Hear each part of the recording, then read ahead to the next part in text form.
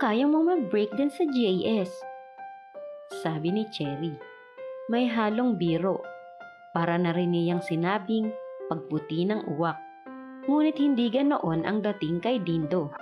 Sinuway ang bilin ng magulang. Inilihim niya sa mga kaibigan ang balak. Nagpalakas siya.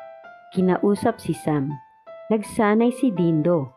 Hindi alintana ang sakit at hirap.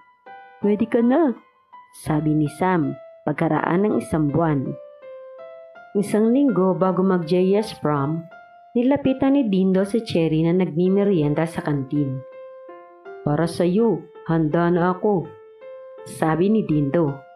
Oh shucks, sagot ni Cherry nakangisi. Serious ka? Kami na ni Joko, no? Malungkot na umalis si Dindo. Iika-ika, hila ang paa na may polio. Malupit ang pag-ibig.